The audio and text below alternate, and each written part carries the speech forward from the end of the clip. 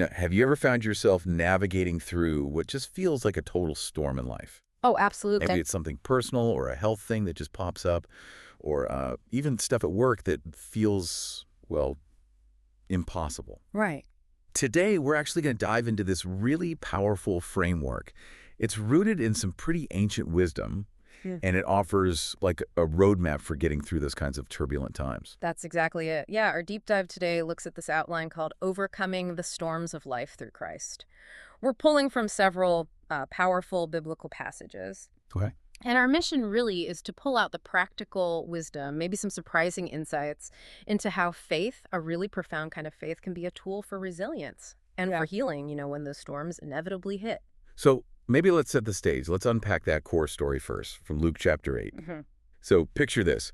Jesus and his disciples, they're crossing a lake, and boom, out of nowhere, this huge storm hits. A furious storm, yeah. Their boat's filling with water. They're like genuinely terrified. And meanwhile, Jesus is asleep. Can you imagine asleep through all that? Right. So they wake him up totally panicking. And he just sort of gets up, tells the wind and the water to calm down. And it does, instantly. It's like that, calm. And then he turns to them and asks that really potent question.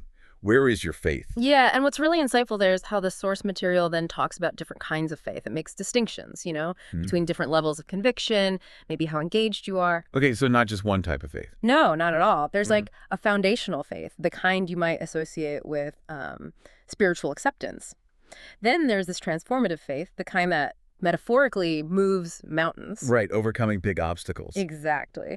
And there's also a faith that purifies your inner intentions, one that can actually command, peace, be still to the chaos around you. Wow. And even a faith that connects you to, let's say, profound spiritual power. This is contrasted with what the source calls a low-level faith. Low level. What does that mean? Well, maybe relying only on someone else's prayers, like pastors. The core idea we're finding here is that when you cultivate this deeper, more active faith, where you approach the divine directly, you declare your beliefs boldly. The source suggests that no storm, no sickness, no major obstacle, really, or opposing force can stand against you. That really sets a powerful foundation for our first major theme then. The hushing of the storm by a higher power. Absolutely. So first, let's look at the fervent prayer that calms storms. We're drawing from Psalm 107 here. Okay. It describes people in overwhelming trouble, and it says when they cry unto the Lord in their trouble, he brings them out of it. He makes the storm calm. He calms the storm. Yeah, makes the waves still, and then brings them to their desired haven, that safe place. And the promise here, it's presented not just as some old story, but as a timeless principle. That, divine help can calm all kinds of storms and guide you to safety and peace. So it starts with that direct call for help, basically, and then a higher power response. And what the source highlights next really builds on that, doesn't it? His final command that conquers our storms. Exactly. You see this in Mark chapter 4 as well, similar story. Jesus just rebukes the wind and the sea with those words, peace, be still. So powerful. And the source explains his confidence, why he could sleep. It suggests he'd already, in a way, spoken the inner word or had this absolute certainty they'd reach the other side. He knew that this inner conviction, that word, would overcome any storm. So the conviction itself is the power. That's the idea. The insight is that your deeply held beliefs, that inner word of Christ in your life, in your heart, that's what ultimately has the final say. The source even suggests that looking away from that conviction, focusing just on the chaos, that actually weakens your inner strength.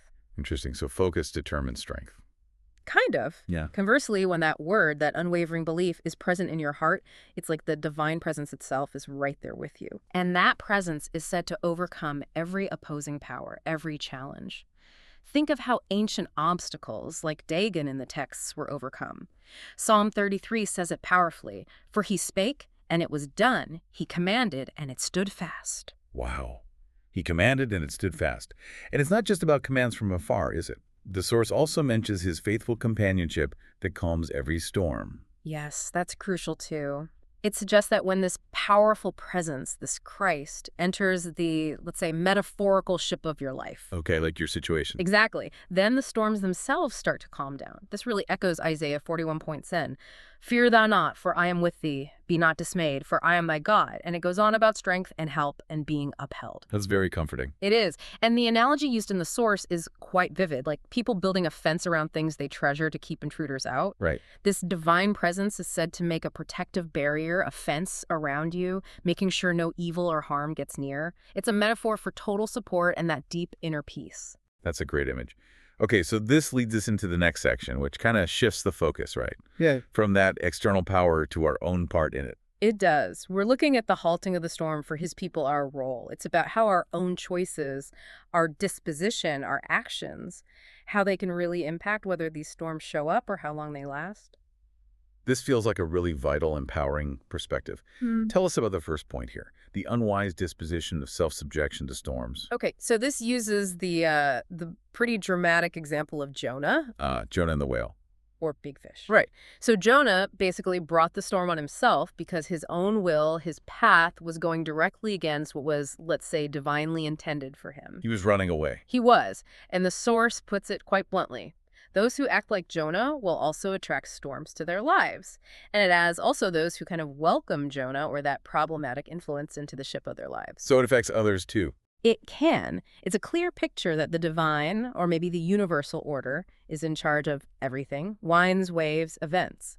So if you're out of sync with your deeper purpose, or maybe universal principles, well, the wisdom suggests you might just be inviting trouble. That's a pretty stark reminder about personal responsibility. Mm-hmm. Okay, but what about when we kind of know what we should do, but we just delay or resist? Nah, well, that's addressed directly in the next point. The unnecessary delay of solution to our storms. Okay. The story used here is King Manasseh from 2 Chronicles. He really delayed his own deliverance, his own peace, because he didn't humble himself or change his ways sooner. He waited until things got really bad. So the lesson is? It's pretty straightforward and practical. Since the end result often involves getting aligned or, obeying that inner guidance anyway, don't wait. Don't delay until things get worse. Act now, make the changes you need to make, and the source says a great calm will come to your storms much sooner. It's about being proactive and aligning with your true path. So timely action brings calm. Makes sense. And the last point under our role is the undeniable deliverance of saints from storms. That sounds reassuring. It really is. It offers powerful reassurance, quoting 2 Corinthians, who delivered us from so great a death and doth deliver, in whom we trust that he will yet deliver us. Hope for the future, too. Exactly. And the practical takeaway here is this.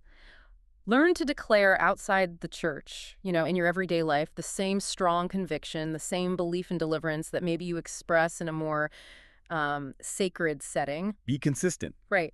The promise is, if you do that, nothing will truly bring you down. It's about living that faith openly and consistently. Okay, moving on then. Our final main theme is really inspiring. The healing of the sick as our privilege. That word privilege is interesting. It sounds like something available to us, not just a rare event. That's exactly how it's presented. Yeah, let's start with the compassionate touch of healing. Matthew 14 talks about Jesus being moved with compassion toward them, and he healed their sick. Compassion leads to healing. Seems to be the key. And the source offers this really compelling definition of disease. It says, it's anything that contradicts the ease you should have in your body. Wow, contradicts ease. I like that. It's powerful, isn't it? It clarifies that this Christ presence brings cure and solution whenever it meets something that contradicts peace or well-being in your life. So empathy and that divine presence are seen as catalysts for restoring things to how they should be. That's a profound way to see it. Okay, this next point seems crucial for personal agency. The power of faith in his presence. Yes, this brings up that very famous story, the woman with the issue of blood in Mark 5. Right, she suffered for years. 12 years, but she had this belief, didn't she? If I may touch but his clothes, I shall be whole. Just touching his clothes. But the source is really clear. It wasn't only the physical touch that healed her. It was her touch and her faith. Both together. Yes. And what's really hammered home here is the statement. What you say with your mouth will determine whether you will remain a victim or become a victor. That's huge. Our words have power. Incredible power. According to this, it highlights your own declaration, your own conviction as being decisive. So it's an act of faith, something you voice, something deeply personal. And the result. The next point is thorough healing without price. Precisely. Matthew 14 says, as many as touched were made perfectly whole. And Acts 3 talks about perfect soundness. The healing described isn't partial, it's thorough, complete. Perfect soundness. And it's presented as freely given, not something you earn or pay for. It points towards a complete restoration of well-being. Which brings us to maybe the most empowering part, the transfer of healing with triumphant power. Yeah. This sounds like it's not just about receiving healing, but participating, maybe even being a channel for it. That's exactly it. Mark 16 outlines these remarkable signs said to follow them that believe. Okay, what are they? Things like casting out devils, speaking in new tongues, handling serpents without harm, not being hurt by deadly things, and laying hands on the sick so they recover. Wow, those are big claims. They are. They're presented as sort of inherent capacities or potential when you're deeply connected to your core beliefs. And the source uses this really striking metaphor. Yeah. It says, when you charge the battery of your faith, you can access heaven easily. But when you allow the battery of your faith to die, you are disconnected from heaven. The battery of faith. I like that. It really paints a picture, doesn't it? It affirms that a fully charged battery of faith, meaning you're consistently, actively engaged with your beliefs, your inner resources, connects you to immense potential. It brings blessings and, yes, the ability to be a conduit for healing yourself. What an incredible deep dive into this whole framework. We've covered so much, how that higher power can calm life's storms, how our own choices and alignment play a huge role, whether we invite challenges or help resolve them. Right, our part in it. And this profound privilege of healing and wholeness that's presented something actually available to us. The core message that seems to run through everything is that this word of Christ, this deep down conviction in your heart and life, that's what ultimately have the final say. Exactly. And I'd really encourage you, the listener, to maybe think about how these principles, seeking that direct help, aligning your actions with what you truly believe, actively declaring your desired state, how they might apply to the specific storms you might be facing right now. Yeah. This isn't just, abstract stuff. It's presented as a real framework for navigating difficulties and finding that inner resilience. So here's a final thought to maybe chew on. What battery of faith might you need to fully charge in your life right now? And what surprising deep calm or perfect soundness might actually become possible if you really intentionally nurtured and activated that profound inner conviction?